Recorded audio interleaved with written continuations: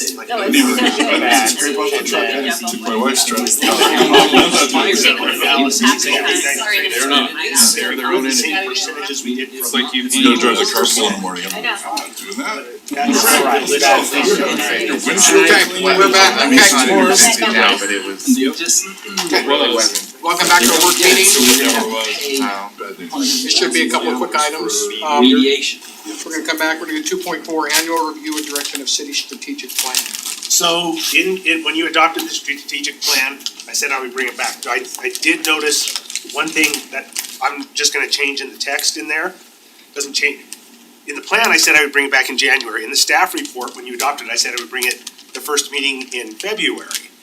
So I think the first meeting in February is better, cause if there's a change on the council, hitting that new person the first day they're in office, with the plan, say, what do you think? I say would do like it. some You signed up for it, I sucker. we probably will give it to Second meeting. That's why they wanna change admin staff so quickly. And then what you do when it's one new person, is two people say yes and two people say no. And then you leave the new person. You act like you had the experience. God, I was like, how is all this coming on my desk all the time? So that's it. Are there any changes? That's the only thing I saw in there, but For like a year and a half. we talked about this in the past. This is just your annual chance to, if you want to have some in-depth discussion, I would say let's schedule it for a special time. But if you're okay with the way it's drafted, I did include a snapshot of our tactical plan. That tactical plan changes probably daily as people finish things, put new things on, because they're breaking up tasks and said, okay, I wanna do this, and so Shelley is actually in our office, has taken over shepherding that. Yes. And so she sends emails regularly to staff to make sure we're looking at it, and we talk about it at the director meeting, so I think, that's really just our way, when we get one of these big goals, say, how do we get there, how do we break this up into bite-sized pieces? So, you're always, it's in Teams, I don't know how our Teams licenses work, but everybody in the city looks at it and adjusts theirs, and then Shelley finds them to make sure it gets done. Love it. It doesn't say it all costs. I love that part of it, the tactical part, that you can just see, it doesn't even need to have these big goals without the little tiny things that chunk. We're Yeah. getting better at it, taking some time. It's a learning It's a process in any organization to say, well, what, cause we put some ongoing stuff in there at first and we're trying to back that up. If it's ongoing, you're gonna do it all the time, it doesn't really need to be a goal. But if council asks us to go accomplish X and we need to do Y first, then let's put Y, okay, we have to do this first, so we can do that. Love it. So that's how we're using it. Any questions, comments, or are we good? I think it's so new, let's just keep it going. Okay, We good with that? perfect, okay, easy peasy. Okay, 2.5 legislative update. Burn it down. Oh, I'm sorry. It wasn't an actual threat, I really was kidding. We have a list of bills that we can discuss, but are there any bills that you're following, that you have questions on, that you want to talk with each other about before getting into the list? Okay. I'm so depressed by all that. I trust you to just tell me if there's anything I should be concerned We're about. only 19 new bills today. Yes, and there's only gonna be plus teens every day from I here hear on that's out. they've only done 50, isn't that what the leak said, they've 50, only done 50. 50 bills so far that have been voted on, and They'll pass they're by- halfway through. And they'll have all. And we're gonna Because get they to wanna- like they wanna 800 discussion. They wanna keep all the Voting important for ones the next until the 20 last days. 3 days, so that they just. Good rules and progress.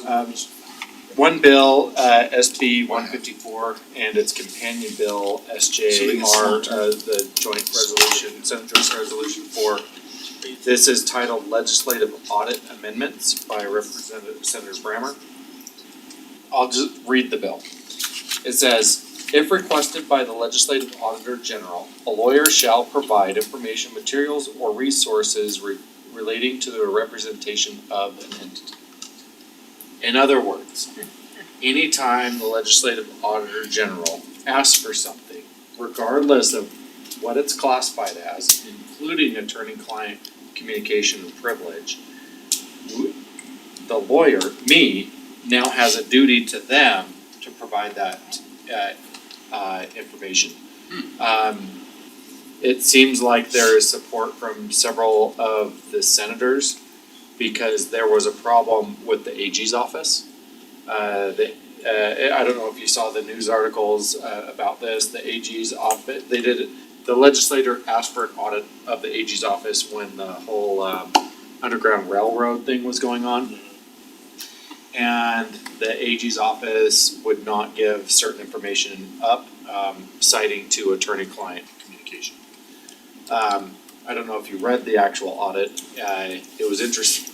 So they were given redacted information, but then they were able to get their hands on something, they didn't disclose how they got their hands on this something, showing what they redacted, and clearly it was not attorney-client communication that they were redacting, so it was a very improper use of attorney-client privilege.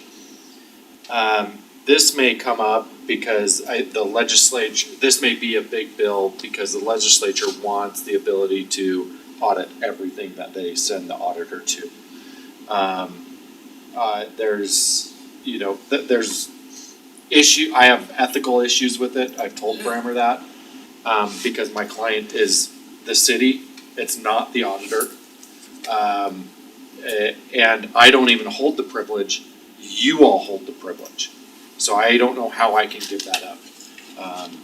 There are some exceptions to make it clear that it's not subject to grandma, so even if it is given to the auditor, it's not subject to discovery, that sort of thing. I still don't think that resolves the issue of, we want open communication between clients and the attorney, and clients can mean more than just the council, but it could be when whoever has a legal issue that's related to the city, those communications should be open and honest. So that way we can have more frank discussions about it. So I mean, how does this run in relation to attorney privilege? I mean, I don't wanna say unconstitutional, but there's gotta be other laws that this crosses over. Yeah.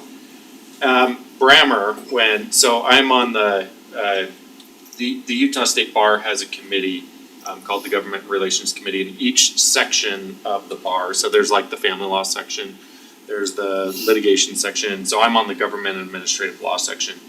And I asked Brammer, well, why doesn't the auditor, if they think that there's a document inappropriately being withheld, go through the normal process so that anyone goes through? Meaning having a judge look at it in camera without the parties present, Right. and the judge can make the decision. And he said, I don't want judicial oversight of the legislative auditor's office. Sounds like. So, Wow. Full circle. because it's more cumbersome, and it is, What we do. it is more cumbersome of a process, Sure. but Protects rights. yes, I know the Utah State Bar is opposing this bill, they've made it vocal to Brammer. Brammer said that he's working on changes, I just don't know what changes he could make to make it more palatable. So, there's that, this one might He's a be, Republican. he's a In lawyer. Utah, it's by And name. he's an attorney. In Utah, it's by name only. Wanted to put that on your radar because I think that Very interesting. it's gonna be you as the politicians reaching out to the legislators individually and telling them what a bad bill this is. We did wanna have a discussion, we got a request, HB 81, the fluoride amendments. This bill would prohibit adding fluoride to public water systems. We got a request from Davis County. Davis one of the County Water. Water provider up in Davis County. And seeing if there would be support from the council for this bill. Well, I've already asked the council that, and I got nods from them, so when I testified at that, I represented as Harriman, when I testified at the, Yeah, you did a really good job. I testified in the House, and it's up for committee hearing tomorrow in the Senate, but I can't be there tomorrow because of youth council and Destiny can't be here tomorrow, so I might call in, just depends on where it's at on the agenda, but I know Jordan Valley and Metro, is it Metro? Yeah. there was, and Can't so. believe that it's still being. Salt Lake County, Seriously, Amy I'm Winder shocked. was there, and both of the the major water districts here both spoke in support of it. Usually they take a neutral position, so I hope that that's it. Again, I spoke to my 100%. dentist about it, and we over fluoride already, and so. yeah, Just have your kids brush their teeth. and I can tell you that the people who testified at the hearing in the House, probably 90% of them were in support of the bill. The only people that spoke were the oral health and then a couple of the AD type of people spoke, you know, but the We're getting funding overwhelming from majority Florida. were in support of, just simply as a principle, maybe we shouldn't medicate the water. Like I said, my toilet does not need Right. fluoride. But they had a big discussion, cause it was the very last thing on the agenda, and the one right before it was the marijuana changes. And so, we heard all this stuff about marijuana, right? And then the Makes the next, porcelain one of the guys that testified, he says, look, if marijuana has this much medical benefit, why aren't we putting that in the water? Let's do it, son. So the Good point, request came, Anyway. the South Davis Water Board, but it's to include Increase. our The meetings would be name longer. and on a flyer put out by the Utah Parents United, which is why we're like, that's a little bit more than what us just saying we support, so that's why we wanted to ask you all. I don't wanna associate our city with Utah Parents United. That's a stretch. I know Riverton did a resolution just as a council, it's Can we do a proclamation? Salt Lake County did Salt Lake County did a resolution also. I don't even know if we need to do that other than just formally, I did testify at the. Yeah, I think, last so hearing. if you all are, we'll just change it, cause I think it says right now neutral, we'll just change it to support. Yeah. And then we can tell them, we support it, but I'm a little hesitant just to approve, yeah, go ahead and put our logo Yeah, I on don't- somebody else's. No.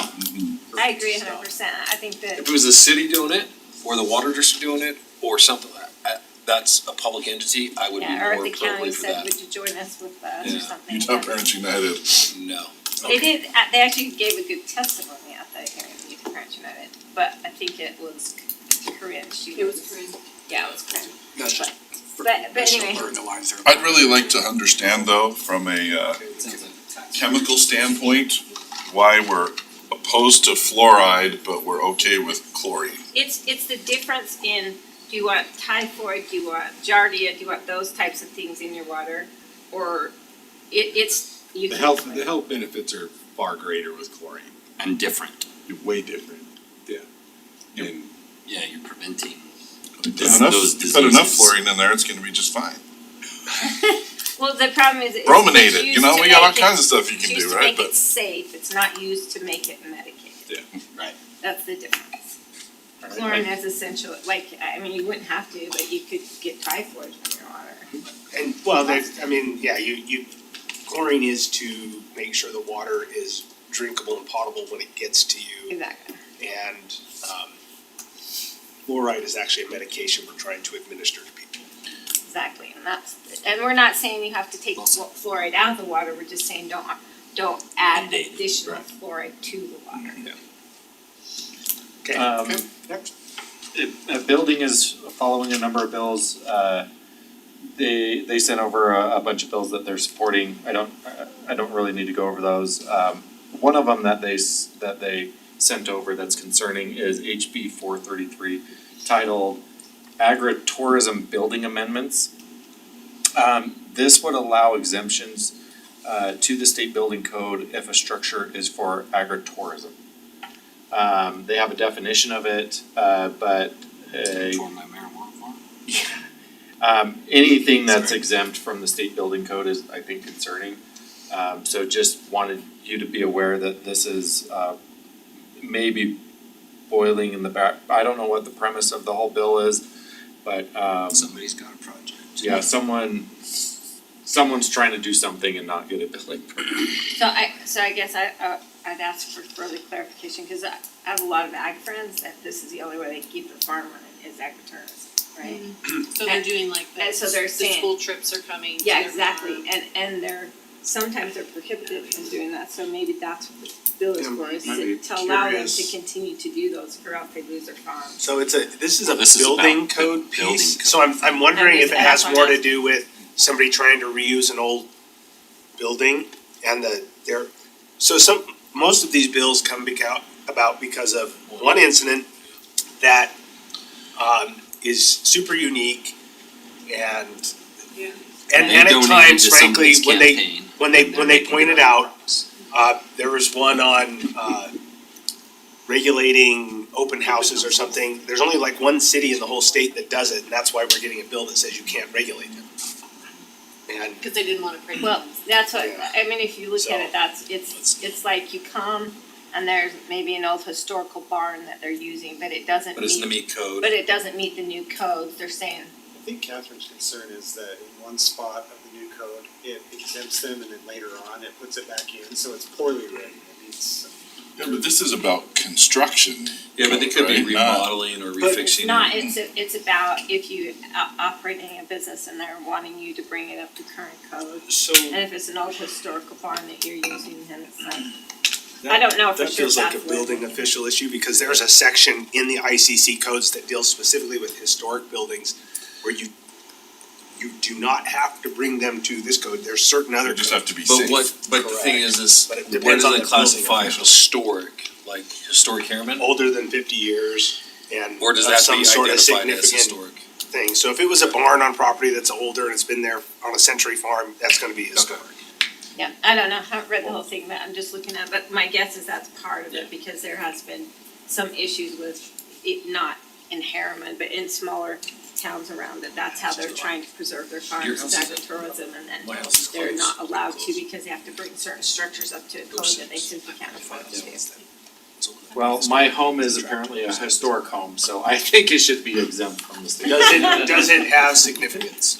Just cause it's old doesn't mean it's historic. I think The it's home of significant. Yeah, it's at the whole You time. could have agritourism. That's why I do have chickens, so Do you have a goat? Sounds Do you have a goat? I Eggs, do not, Oh. yeah, well, eggs. Todd will start having. I have a turtle Microphone. and a fish. Is there any others And that a she dog was and a cat. concerned Two about? cats. I don't think, did Catherine have any others? A lot of them are about the building officials and some of the things they're trying to tighten up. Those were a little crazy, some of them. And I think a lot of it is they're trying to standardize who can be a building official so that Yeah. there's some, There's a certain level of education. yeah, so you don't just get Confidence, yeah. somebody the first time and said, hey, go enforce this, and they're reading the code as they're walking through, trying to figure it out. It mostly it's the smaller entities that are pushing back on that. You brought up HB 37, did they circle that or what's going on with that? I mean, it's just been sitting in committee forever. It's still there. I think there's a. It was Which one- that- what's the there's title of it? that HB Utah overlay housing one. amendments, It's HB 37. 37. The overlay zone thing? Yeah, that's Oh. still sitting in committee, that's done against bill. So my understanding, cause I asked about it today, because SB 262, which is Fillmore's bill, reads very similar, but it's, one is an optional overlay and the other is this density bonus.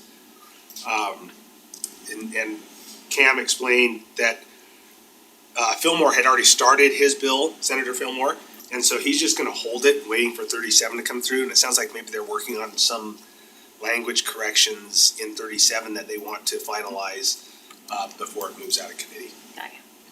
I feel like from what I heard today, the league is more supportive of 37 than they are. 37 is just it's something you can choose to do. I don't know. Yeah, it's like Like, overlay there- zone, kinda. There have is that. there is a study or a report requirement in both of those bills where you have to report in your MIHP how many acres you've applied this overlay to. So while it's optional, my guess is they're not gonna love cities that don't have it. Well, it's optional this year. So again, like all these things, there could be a spot where, yeah, that makes sense to do it. In our case, we have MDAs over almost everything that's left.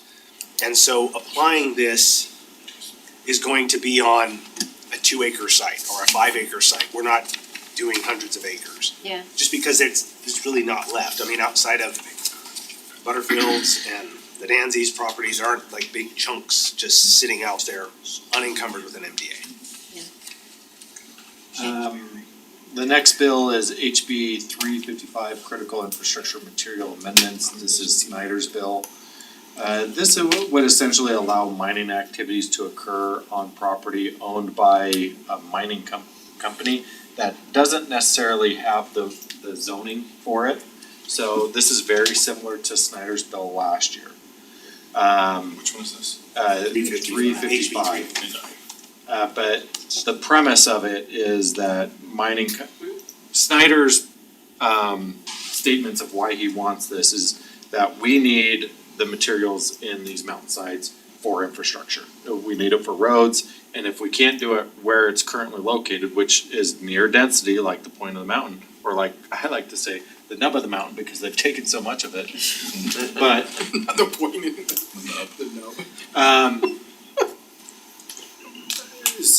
but this overrides local zoning authority when a mining company either acquires new land or something, they just can start excavating more out of it despite what the general plan may say or whatever. So I think he's picking up a little bit more traction than he had last year, so that's why I wanted to put it on your radar. Does this still have the requirement that we, Yeah. the local government, have the public hearing? Yes. But, so you get to sit and get yelled at, but you have no authority to say no. There's a lot of things like that. It's just, I mean, like property taxes? I would rather they sit through the state, if they're issuing the permit and they are the permitting body, then they should do it and not subject city councils to, and frankly, the public to a hearing where they think, I want to speak about this, I'm concerned, in front of a body that has no ability to solve it. Yeah. So there's two aspects, there's the zoning preemption, and then there's the permitting that doesn't make sense. And we've run into this with that conditional use permit on Yeah. the blasts that have been having on the side of the mountain. So, so there are multiple issues with this bill. We'll keep an eye on it, keep you updated on it as it moves along through the process. And you have to have clear and convincing evidence in the record that the expansion to new land will imminently endanger the public health, safety, and welfare. Otherwise, you can't do anything. Yeah. So it's really a meeting where city councils who have these will sit there, get yelled at. And so if it ever happens to, in this city, what I would suggest is we take that language and you post it up. By law, we have to hold this hearing. Understand, we can't do anything about it. So. But isn't that why they have political subdivisions?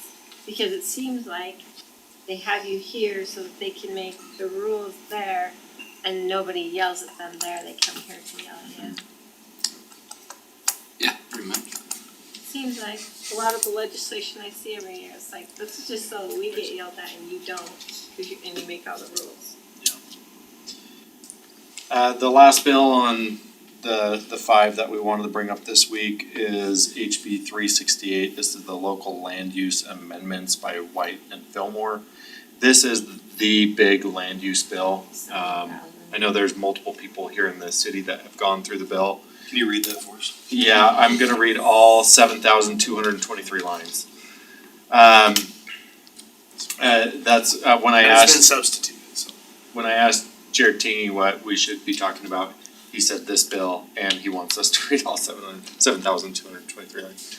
So Jared, if you were on a LPC or was listening to it, spent quite a bit of time going through a lot of the key points on this. And I can tell you that a lot of these points have been back and forth between in the land use task force, which, as you know, there's a handful of municipal people, and then there's the builders in that land use task force.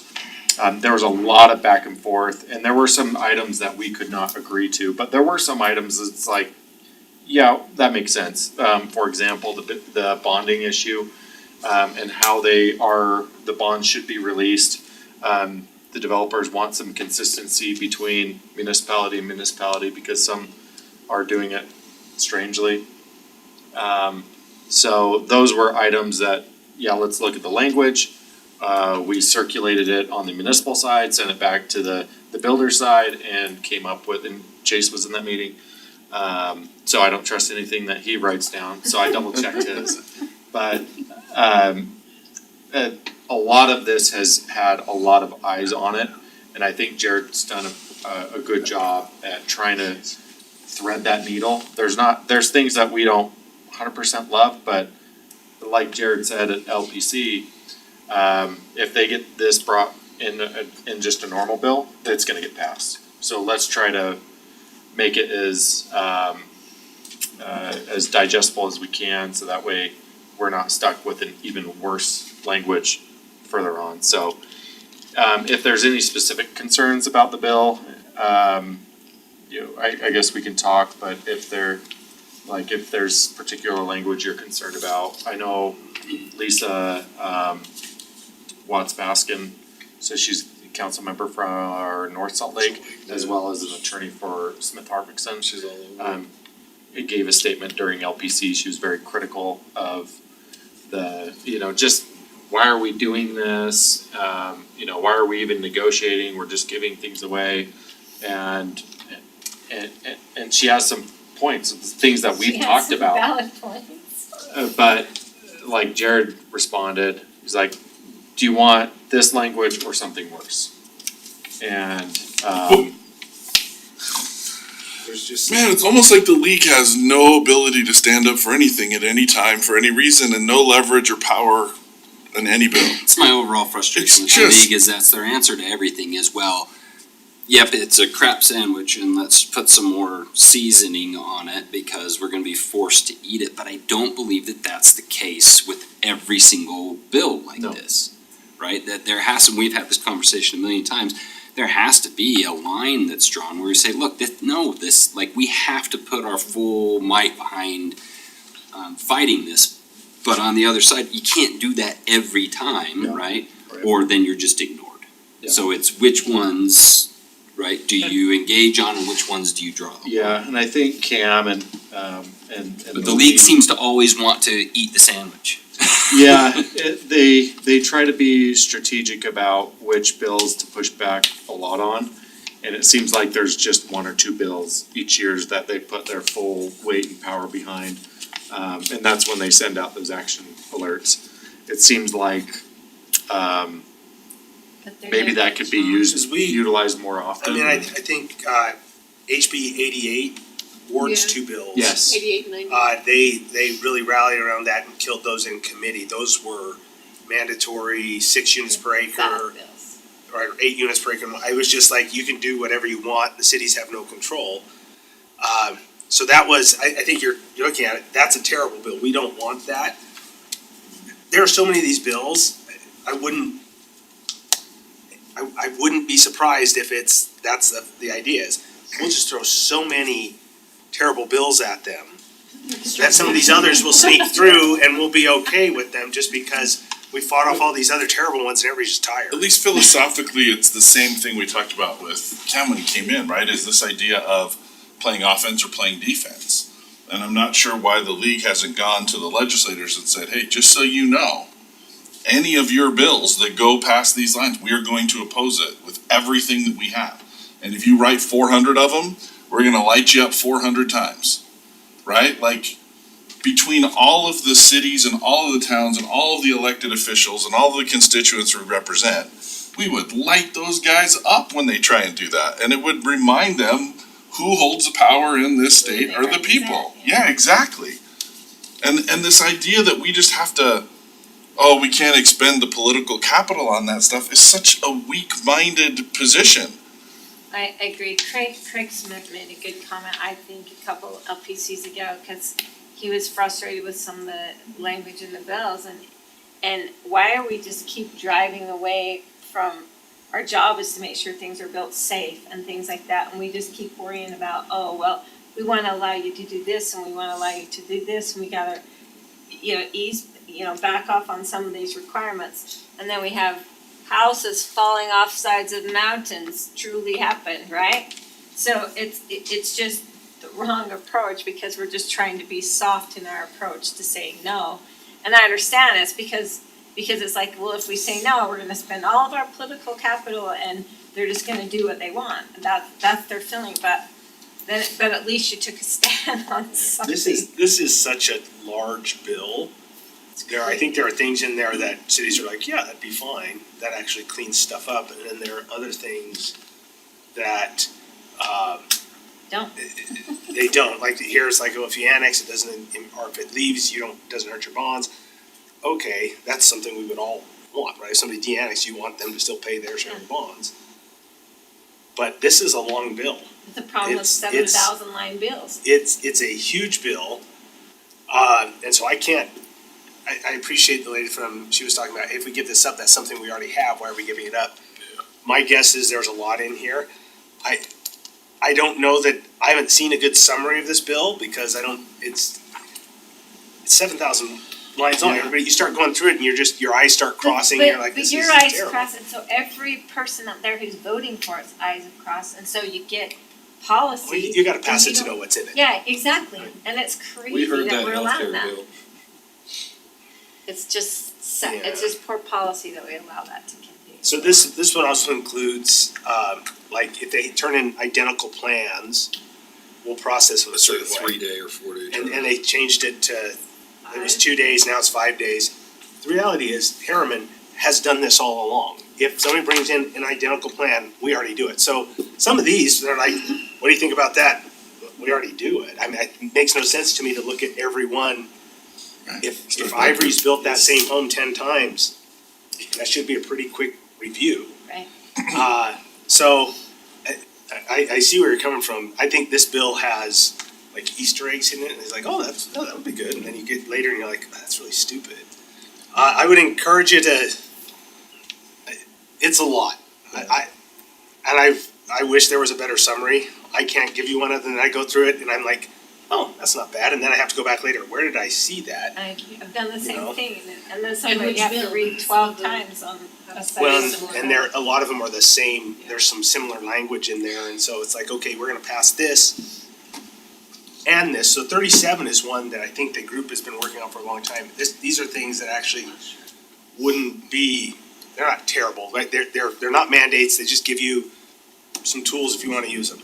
And then some of these others, you start going through and you're like, well, how does this play with this new tool? Yeah. But I think every one of them is so, they want to be seen doing something on housing. I agree. I'm going to do something on housing. The best Whether thing it they helps can or They do- want to say they're Because- doing something. Yeah, it's a housing plan. Yeah, and the best thing they could do is probably see what the impact of the decisions they've already made, but they don't. Which is, it's having the opposite effect. Density Exactly. increases the cost of housing. Increase housing Just look at costs Fed in the Chair's state. testimony the last 2 days. It's a nationwide issue and it's the same issue on the local basis. Those areas that are pushing density are It does having exactly increasing the opposite housing of costs. And it compounds the water issue They're too. not listening. They are. Take a look at what you've This been is a doing. big bill. Traffic and everything Correct else. course. So and it seems to have a lot of, because it's coming out of the House, that's where we've been, frankly, had luck killing the Yeah. bills, but I think it's coming out of the House with the blessing of the leadership there. And I it'll don't, fly through the center. I think it's, so there's one substitute on already. If you're gonna spend time reading a bill, this one counts as 5 bills, but you can read it. Do we get extra credit? Yeah, you would. At LPC, you can probably get a star that says you read the whole thing, with a gold sticker.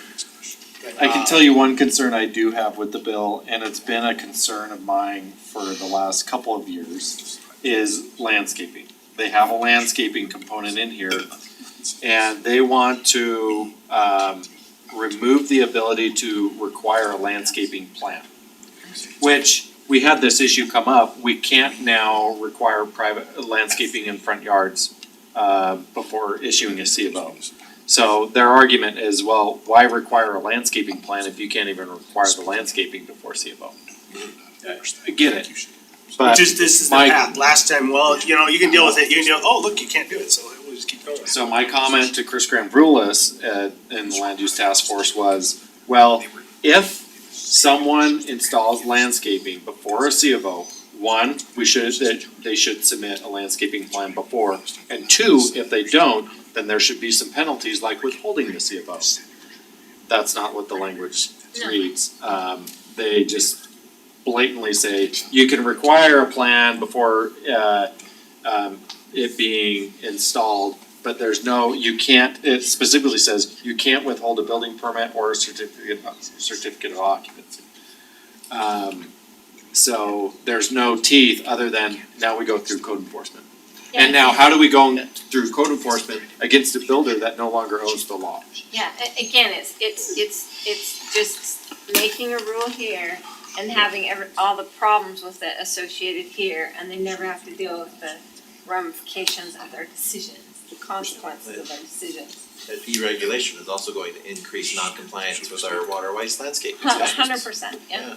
There's And- another bill that takes care of that. Cause you can only have 800 square feet of yard. How many lines is that? Grass. I don't remember. Yeah. So if you happen to have some nightly reading and you're going through this bill, and you see something, let me know, and then I can, bring it to the league's attention and really push for Harriman, cause I have been pushing, like a lot of staff members have been pushing on certain aspects of the bill to get it changed to. It's 30%. And you've been pushing on the landscape one, especially, I've been pushing for that for years against it. and they don't And care. it seems like I'm the only, Jared understands the position, he keeps pushing with me, but it seems like there's no support for making it a big push. Well, especially if you think about it with what Michael just said too, just with our, Yeah. you know, all the waterways that the state is even pushing, it's like, okay, now you're just gonna back up on all that too, it's gonna Yeah. go away. So all these initiatives you dump taxpayer money into, why did you spend the taxpayer money if you're gonna relax enforcement on it? So, a lot of bills, Troy, did you have anything from? I can do a lightning round if you want, I'll just do two. So artificial intelligence came up as using it to write reports for law enforcement. They believed, it was Pitcher who ran it, she didn't even know that anybody was using it. It turns out that we had been and many others, so they were shocked by that. Basically, it just says that you have to do a statement saying that it's been generated and some other stuff that we already are compliant with, so I really don't have an issue with it. The only thing that bothered me a little bit, and I spoke about this to them, was there was a disciplinary piece in there where the state basically. It was, and we changed it to May, it got changed to May, at least the most recent one I've seen is May. And part of that, my problem with that was, you can make us have a policy, but you don't get into the weeds from the state legislature of disciplining people. And then another one is law enforcement quota, that's, Todd Weiler's doing it, SB 243. I think this probably is a catalyst for Ogden, and some of their issues they had when they first, did the quota, 4 or 5 years ago. Now it's followed up with, not only can you not have a quota and go ahead and tell officers they have to go write so many tickets or make so many arrests, you not only, you can't engage in a performance value to that where you transfer them, promote them as one of them, that's probably how I got here. I don't know. We're not sure how you got here. That's right, I was here before you, bud. Which was Yeah. over my objections. Yeah, I probably would. So more about that quota thing, but basically it's saying, hey, you not only can you not tell officers to do things, you can't transfer them if they don't, so. Or affect their employment in any other way because they don't, so. it's Didn't not that have like bad a s- public policy, but it really shouldn't be the state having to dictate that. Again, it almost ties back to the other one, like, just, we'll handle the administration of the police department. Go ahead and go away. Didn't it also require like the municipality or the police departments to come up with some type of performance evaluation that did not include? Yeah, you don't, These you have to things- come up with something Yes. that's not, or the state does, somebody has to come up with. Well, It was weird. they followed up with the AG's office, will, if you do violate it, will be in to investigate you. Which makes the AG's office not happy about that, so they're trying to get that out of there. It's kind of a, it's not great, sloppy. What's the reason behind it, The quota, the legislation? I think it's just to one up it, because they had come out with a quota saying arrests and tickets. And some agencies, for performance value, some agencies chose not, some agencies interpreted it differently. And it ended up So with that them- state came out that you had to have a quota? Or you couldn't have? a You quota? couldn't, you could not have one. That was the original law that passed, 3 or 4 years ago? Some of the cities interpreted it differently, ended up, What about a performance standard? Hmm? What about a performance standard? that's what this is tied to. Yeah, You can't use that as the you- performance you- standard. So, And there's a lot of studies that when you put a quota in, you get enforcement, but you don't get anything that's actually important, you just get people writing tickets, so. yeah, It's terrible. and It's- it's it is not, it's more not a public good thing policy. to do. We don't have a quota, they can write as many as they want. Right. It's not a good thing to do, but it also is taking it probably a little too far to see. If you do that, the AG's office is gonna come and investigate you. If you do that, you can't transfer them or promote them or do anything else to them, because what it does is really sets a standard for, there's not a lot we can do to you if you choose not to do your job as a police officer, administratively. If you choose to go to a parking lot and sit and idle for 12 hours, there's not a lot we can do about that. As long as you answer the call when it comes in. That's really Wow. what could come of this, so. Feels like it's putting the Yeah. administration in the wrong.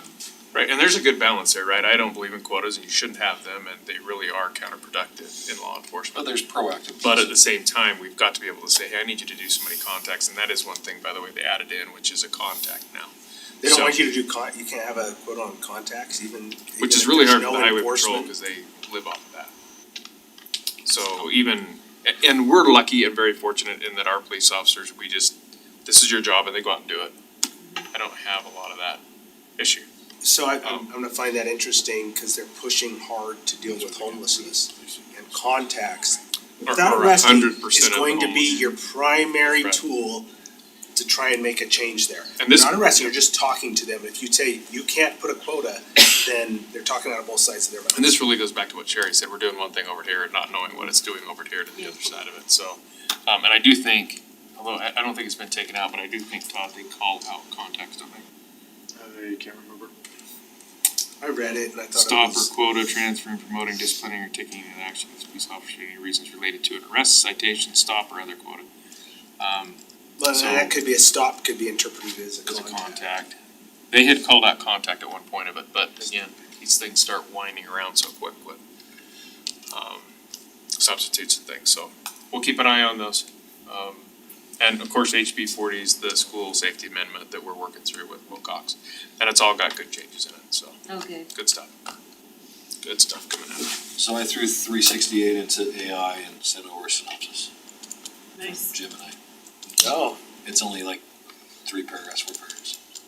not mysterious. Pretty soon they're gonna restrict councils from I was using gonna say, did you put a notation? Sorry, you can't do that. Put a notation that you did that, cause you're probably not allowed to.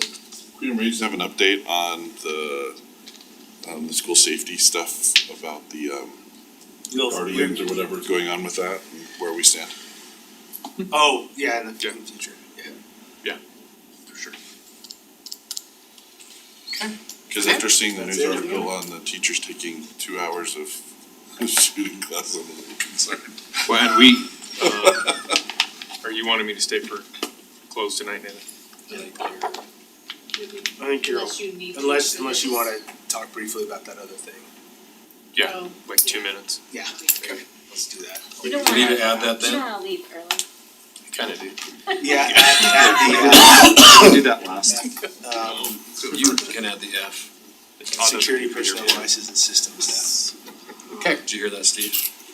Say that again? You gotta add F to your disclaimer. that makes sense. It's 'cause you have the radio voice.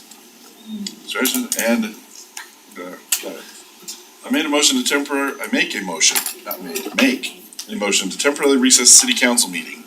To go into closed meeting for the following purposes as provided in Utah State Code annotated section 52-4-205. Strategy sessions to discuss pending or reasonably imminent litigation. Strategy session to discuss the purchase, exchange, or lease of real property, or to discuss a proposed development agreement, project proposal, or financing proposal related to the development of land owned by the city, and discussion regarding deployment of security personnel, devices, or systems. Second. motion by Steve, second by Teddy, Jared, Yep. Teddy, Yes. Jerry, Sure. Steve, yes? Yes. Oh, yes. Vote to close, we'll stay here, we need Chief for a minute, Todd, Blake, Nathan, Wendy. Sure is an affirmation, right? It should be quick. Seems like.